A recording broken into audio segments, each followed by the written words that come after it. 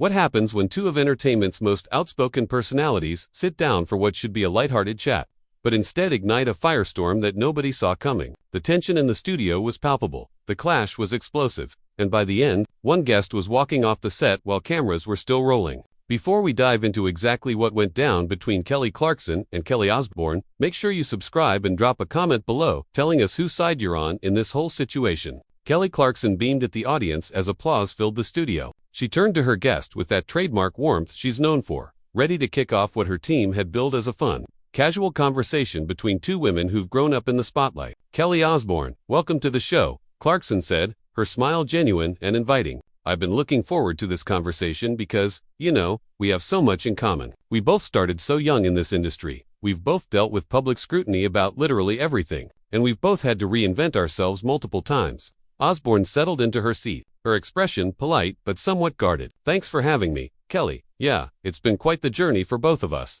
hasn't it?" "Absolutely," Clarkson continued, leaning forward with enthusiasm. "And I want to talk about all of it, the good, the bad, the growth. But first, let's address something that I think a lot of people can relate to. You've been incredibly open about your struggles with addiction and your path to sobriety. That takes real courage." Osbourne's posture shifted slightly, her shoulders tensing. "I appreciate that. It's not something I take lightly. And yes, I've been open about it because I think transparency helps people who are going through similar things." "Right? Exactly." Clarkson nodded enthusiastically. "And that's what I love about your approach. Now, I was reading some of your recent interviews, and you mentioned that part of your recovery involved cutting out certain people from your life, even family members at times. Can you talk about how difficult that decision was?" There was a pause, just a beat too long, where Osbourne's expression hardened ever so slightly. "I think that's a pretty personal topic, Kelly."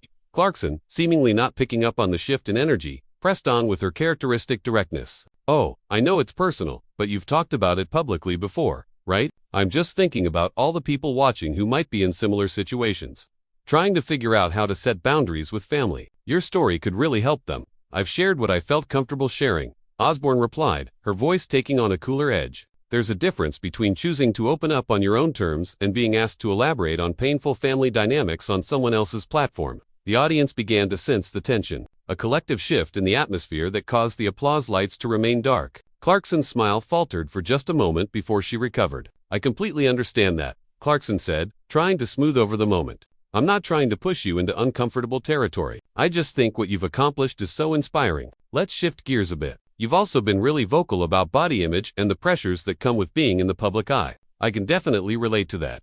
Osbourne's eyebrows raised slightly. "Can you?" "Well, yeah," Clarkson said, seemingly surprised by the question. "I mean, I've dealt with constant commentary about my weight, my appearance, all of it. It's relentless." "That's true, you have," Osbourne acknowledged. But there was something in her tone that suggested she wasn't quite finished with her thought. "But don't you think there's a difference between dealing with that commentary and then turning around and participating in diet culture yourself?" Clarkson blinked, clearly taken aback. "I'm sorry, what do you mean?" "The weight loss," Osbourne said plainly. "You've talked extensively about your weight loss journey, the methods you used, how great you feel now. Don't get me wrong, if you're healthier and happier, that's wonderful. But there's this underlying message that gets sent when we celebrate dramatic weight loss as this ultimate achievement." The studio went quieter. Clarkson shifted in her seat, her professional demeanor still intact but clearly working harder to maintain it. "I shared my journey because people asked about it, and I wanted to be honest about the health issues I was dealing with. I've never said everyone needs to lose weight or that there's one right way to look." "You didn't have to say it explicitly," Osbourne countered, her voice steady but firm. "The message is implicit. When someone with your platform shows their weight loss transformation and talks about it in glowing terms, it reinforces the idea that thinner is better, healthier is a certain size, success looks a certain way." Clarkson's jaw tightened. "That's not fair, Kelly. I've been very clear that my journey was about my health, about addressing specific medical issues that my doctor and I identified. I'm not promoting diet culture. I'm sharing my personal experience, and I'm sharing mine." Osbourne shot back. "My personal experience is that I spent years destroying my body trying to meet impossible standards. Standards that were constantly reinforced by people in this industry celebrating weight loss as transformation. Do you know how many times I've been praised for being thin and criticized for gaining weight? Do you know how that messes with your head?" "Of course I do," Clarkson said, her voice rising slightly with frustration. "That's exactly what I've experienced too. But I'm not going to apologize for making choices about my own body and my own health. That's not fair to ask of me." "I'm not asking you to apologize," Osbourne clarified, her eyes locked on Clarkson's. "I'm asking you to consider the impact. There's a responsibility that comes with influence, whether we like it or not. The audience was completely silent now, the casual daytime talk show atmosphere having evaporated entirely. Clarkson took a breath, clearly trying to regain control of the conversation. I think we both agree that everyone deserves to make their own choices about their bodies without judgment, Clarkson said carefully. And I think we both agree that the scrutiny women face in this industry is unfair and harmful. Where we might disagree is on how we talk about our personal experiences. It's not just about how we talk about them, Osbourne interjected. It's about recognizing that our personal experiences become public narratives, and those narratives have consequences. Clarkson leaned back slightly, her expression now showing clear signs of frustration mixed with an attempt at diplomacy. You know what, Kelly, I respect your perspective. I really do, but I also think you're being somewhat unfair here. You've made your own choices about what to share publicly, choices that other people might have opinions about. Should you be held responsible for how everyone interprets your story? If my story is potentially harmful, then yes.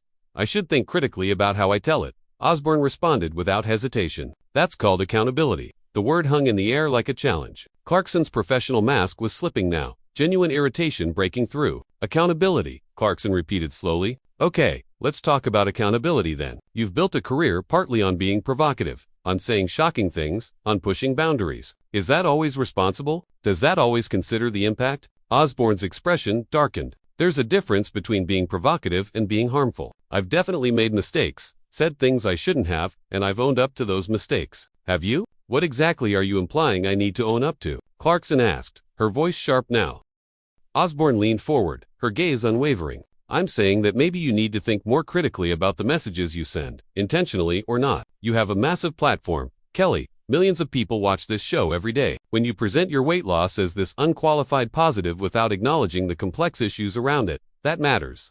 Clarkson's hands gripped the armrests of her chair. You're acting like I got up here and told everyone they need to be thin. I didn't do that. I shared my health journey because people were speculating and I wanted to be transparent. Since when is honesty a bad thing? Honesty without context can be just as damaging as dishonesty, Osbourne replied. You can be honest about your experience while also acknowledging the broader implications. That's what I try to do. Clarkson's tone was now openly challenging, because from where I'm sitting, you came on this show today with an agenda. This was supposed to be a conversation, but you're treating it like a lecture. Osbourne didn't flinch. I came here thinking we could have a real conversation, not just the usual softball questions and superficial answers. Maybe that's where we got our wires crossed. Softball questions, Clarkson repeated, her voice incredulous. I asked you about your recovery journey, something you've spoken about extensively in other interviews. How is that softball? It's how you asked it, Osbourne clarified. It felt like you were trying to mine my trauma for content, for those emotional moments that make good television. That's exploitation, dressed up as empathy. The accusation landed hard. Clarkson's face flushed, and for a moment she seemed genuinely hurt beneath the anger. That is completely unfair. I've shared my own struggles on this show. I've cried on this couch talking about my difficult childhood, my divorce, my insecurities. I'm not some vulture picking at people's pain for ratings. Then why does every interview have to go to the deepest, darkest places? Osbourne challenged. Why can't we just have a conversation about music, or fashion, or literally anything else without digging into trauma? Because that's what people connect with, Clarkson said emphatically. That's what makes us human to each other. The struggles, the vulnerability, the realness. If you didn't want to talk about these things, you shouldn't have agreed to come on a talk show where these conversations happen. Osbourne shook her head. There's that accountability I was talking about. You're deflecting. Instead of considering that maybe your approach could be more thoughtful, you're putting it back on me for accepting the invitation. I'm not deflecting, Clarkson insisted, her voice tight. I'm telling you that you came here knowing what kind of show this is, and now you're criticizing me for doing exactly what this show does. That's not fair. Fair, Osbourne said, almost laughing, but without humor. You want to talk about fair? Let's talk about how this industry has treated people like me versus people like you. Let's talk about who gets grace and who gets crucified for the same behaviors. Clarkson's eyes widened. Excuse me, what exactly are you saying? I'm saying that there's a hierarchy in Hollywood, in the music industry, in all of it, Osbourne explained, her voice gaining intensity. Some people can make mistakes and bounce back, others get torn apart and struggle for years to rebuild. And often, that difference comes down to factors that have nothing to do with talent or character. If you're implying that I've had some kind of easy ride, you clearly haven't been paying attention to my life. Clarkson shot back. I've worked for everything I have. I came from nothing, Kelly, nothing. I was broke. I was sleeping in my car. I fought tooth and nail for every opportunity. And you should be proud of that, Osbourne said, her tone softening slightly but remaining firm. I'm not diminishing your struggle or your success. But you also fit a certain mold that this industry loves. You're the underdog story, the relatable girl next door who made it big. That narrative has power, and it's opened doors. Clarkson shook her head vehemently. You're a literal rock royalty kid, Kelly. You grew up with Ozzy Osbourne as your father. You were on a reality show that millions of people watched. Don't talk to me about doors opening because of narratives. You're right, I had privilege. Osbourne acknowledged without hesitation. I had access and opportunities that most people don't. But I also had to deal with being seen as nothing more than Ozzy's kid, the spoiled famous daughter who couldn't possibly have earned anything on her own merit. Every single thing I've done has been scrutinized through that lens. And every single thing I've done has been scrutinized through the lens of my weight, my looks, whether I'm likable enough, whether I'm grateful enough. Clarkson countered, we all have our crosses to bear, Kelly. That doesn't give you the right to come here and judge how I navigate mine.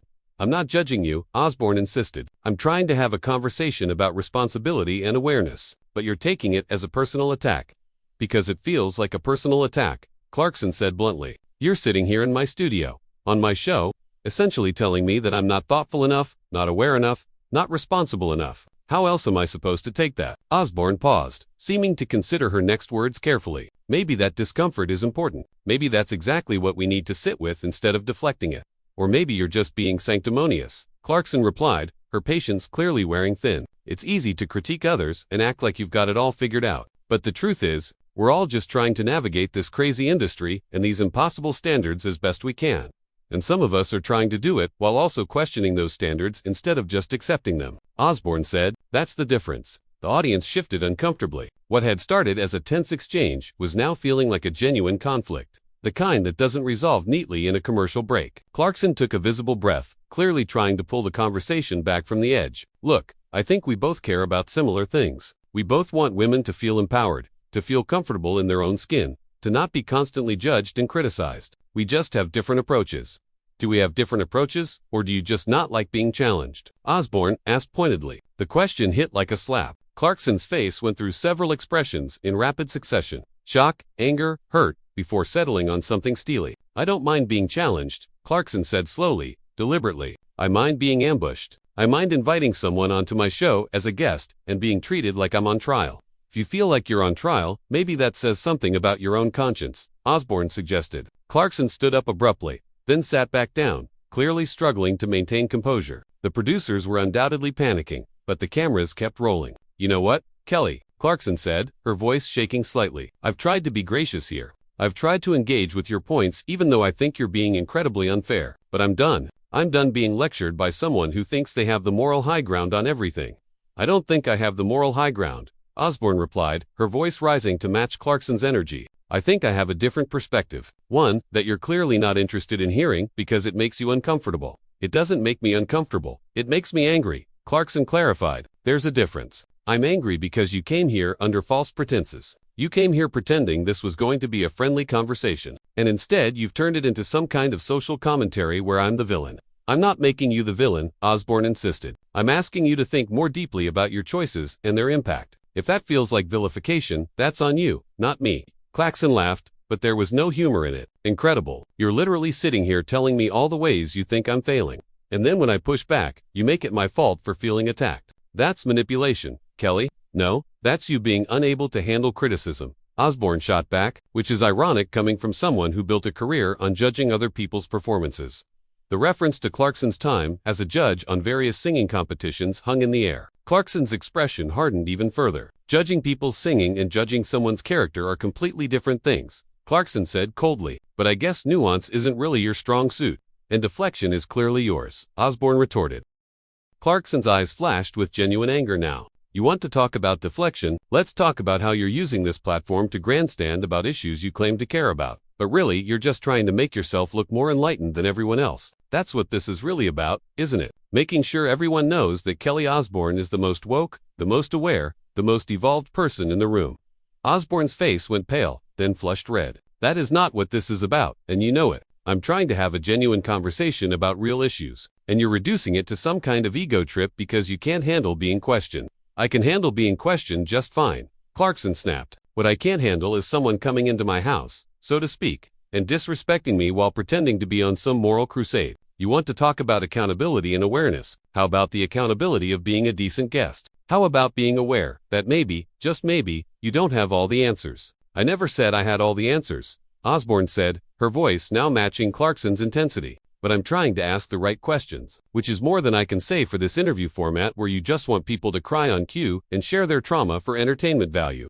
Clarkson stood up, her composure fully cracking now. You need to stop. You need to stop acting like you're better than this show, better than me, better than everyone who doesn't meet your standards of consciousness or whatever you want to call it. Osbourne stood as well, the two women now facing each other across the small table between them. I'm not acting like I'm better than anyone. I'm trying to have a real conversation, but you're too busy being defensive to actually listen.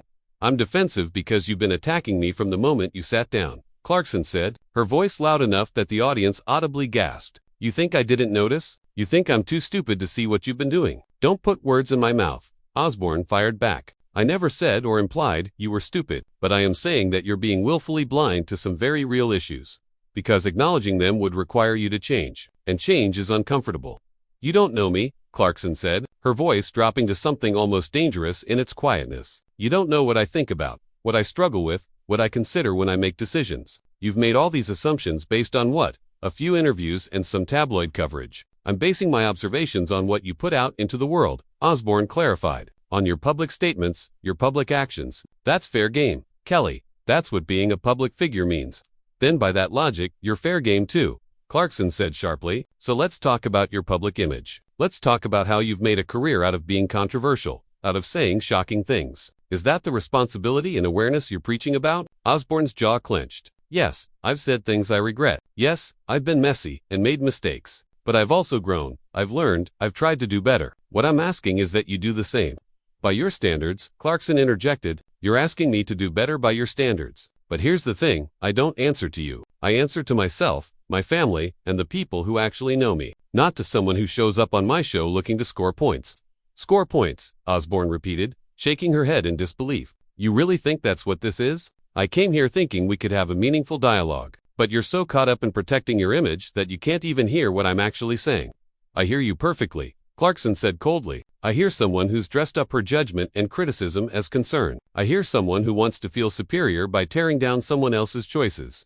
The studio was utterly silent except for their voices. Osbourne took a step back from the table, her hands trembling slightly. You know what, I tried? I really tried to engage with you on this, but you're right about one thing. This was a mistake. Finally, something we agree on, Clarkson said, her arms crossed tightly across her chest. The difference is, Osbourne continued, her voice shaking with emotion now. I thought you'd be open to reflection, to growth, to having hard conversations. But you're just like every other talk show host who cares more about their brand than about truth. Clarkson laughed, a harsh sound. Your entire existence is a brand. The rebellious Osbourne kid, the truth teller. That's a brand too. Don't pretend you're above it. At least I'm honest about what I'm doing, Osbourne shot back. At least I'm not pretending to be America's sweetheart while shutting down any conversation that challenges my narrative.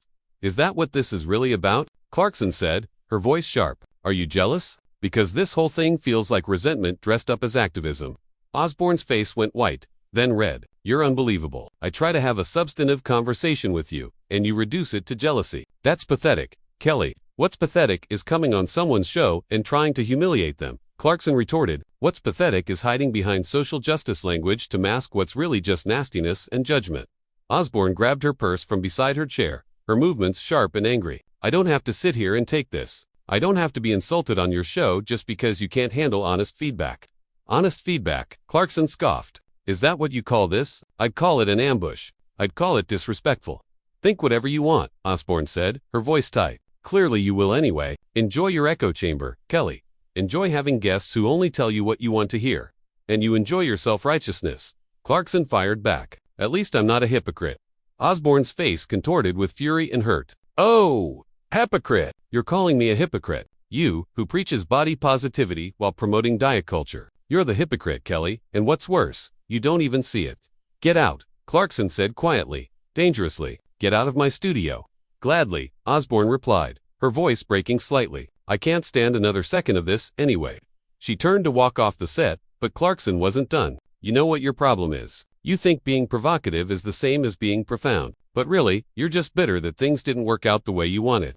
Osbourne spun back around, her eyes blazing. And your problem is that you've gotten so comfortable in your success that you've stopped growing, you've stopped questioning. That's not strength, Kelly, that's stagnation. Better stagnant than spiraling. Clarkson shot back, immediately regretting the words. The low blow hung in the air. Osbourne's face went through a series of expressions: shock, deep hurt, then cold fury. Wow, Osbourne said quietly, her voice deadly calm now. There it is. There's the real Kelly Clarkson. The person who'll weaponize someone's struggles the second they feel threatened. Thank you for showing everyone who you really are. Don't you dare try to make me the villain here when you started this, Clarkson said, pointing at her. You came at me first.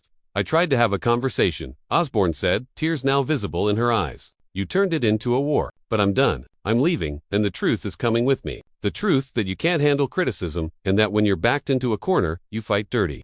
She walked toward the exit, the cameras following her every step. Clarkson stood frozen for a moment, her face a mixture of anger and regret. Don't come back, Clarkson called after her, her voice cracking. Osbourne didn't turn around, didn't respond. She just kept walking until she disappeared from the stage, leaving Clarkson standing alone in front of a silent, shocked audience. The host looked at the cameras, clearly unsure how to proceed. Her face was flushed, her eyes bright with unshed tears of anger and frustration. Well, she finally said, her voice attempting lightness, but failing. That was something. Nobody laughed. Nobody applauded. The studio remained in stunned silence. So there you have it. A conversation that started tense and ended in complete disaster. Two strong personalities, two different perspectives, and absolutely no middle ground. Make sure to subscribe to the channel and drop a comment below. What do you think? Was Kelly Osbourne out of line for how she approached the conversation? Or was Kelly Clarkson too defensive to hear valid criticism? Let us know your thoughts.